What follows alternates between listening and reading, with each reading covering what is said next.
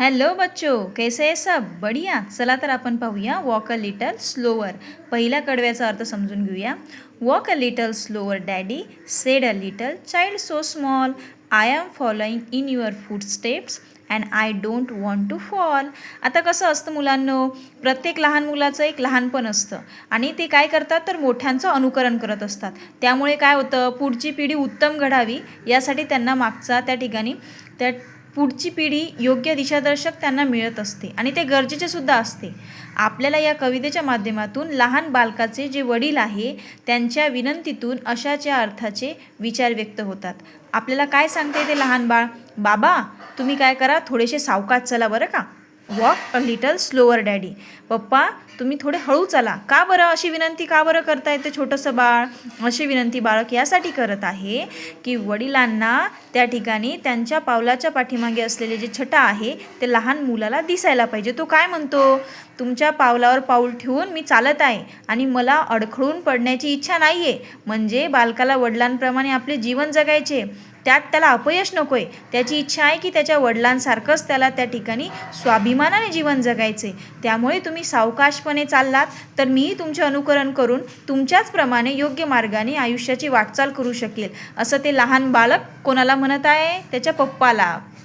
Sometimes your steps are very fast, sometimes they are hard to see, so walk a little slower daddy, for you are leading me. म्हणजेच तो काय करतो, तो पुढे काय म्हणतो बाबाला, बाबा कधी कधी तुम्ही फार वेगाने चालता बरं, तर कधी तुमची पावले मला दिसेनाशीच होतात. म्हणजेच काय तर तुम्ही काय करता, काय वागता, कसे निर्णय घेता हे मला कळतच नाही. मग त्यामुळे माझा गोंधळ उडतो ना बाबा.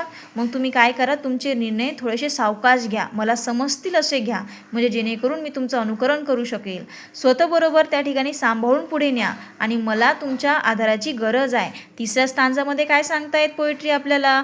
सम day when I am all grown up, you are what I want to be, then I will have a little child who will want to follow me. म्हणजेच की लहान बालक जे आहे ते वडिलांना सांगते, मोठं झाल्यावर मला तुमच्यासारखं व्हायचं आहे बरं का बाबा, आणि त्यावेळी माझे लहान मूल देखील त्यांच्या वडिलांचे म्हणजे माझे अनुकरण करणार, म्हणजे तुमचा नातू. याचा अर्थ कवितेतील बालक मोठा होऊन आपल्या वडिलांप्रमाणे बनू इच्छितो आणि आपले भविष्यातील मूल तेव्हा आपले अनुकरण करणार, हे तो त्याच्या बाबाला सांगतो. बघा तुम्हाला इथे दिसत आहे का, पावलाचे ठसे दिसत आहे का? हे बाबाचे पायाचे ठसे आणि हे लहान बालकाचे ठसे. तो काय करतोय, बाबाच्या पावलावर पाऊल ठेवून चालतोय. तुम्ही पण असं केलं असेल की नाही बरं लहानपणी? आईनी त्या ठिकाणी साडी नेसली की मुली पटकन साडी नेसतात. बाबांनी त्या ठिकाणी गाडीवर बसले, चाबी फिरवली की मुलींना वाटतं की चाबी फिरवायला पाहिजे.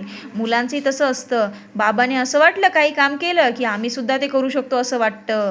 मग त्या ठिकाणी ते लहान बालक काय म्हणत आहे, मला तुमच्यासारखं बनायचं आहे बाबा. शेवटच्या स्टांजामध्ये काय सांगतायत poetry? And I will want to lead just right and know that I was true, so walk a little slower daddy, for I must follow you. म्हणजे त्यांनी योग्य मार्ग जर निवडला पाहिजे तर सत्याच्या वाटेवरून चाललं पाहिजे आणि त्यासाठी तो आपल्या वडिलांचं काय करत आहे तर लहान लहान पावलाने हळूहळू याच्यामध्ये चालण्यामध्ये तो वडिलांचं अनुकरण करत आहे आणि पुढे जाण्यासाठी त्याच ठिकाणी सांगत आहे. वडील आपले दिशादर्शक आहेत आणि त्यांनी दाखवलेली दिशा योग्यरित्या समजून त्यानुसार आपले जीवन घडवणे त्याला महत्त्वाचं वाटत आहे, कारण पुढे जाऊन येणारी पिढी त्याचेच अनुकरण करणार आहे आणि त्यामुळे त्याला माहिती आहे की मी काय, आता मला काय बनायचे हे माझ्या बाबा इतपत मला कोणी चांगलं सांगू शकणार नाही. आणि हे खरंच असतं बरं का.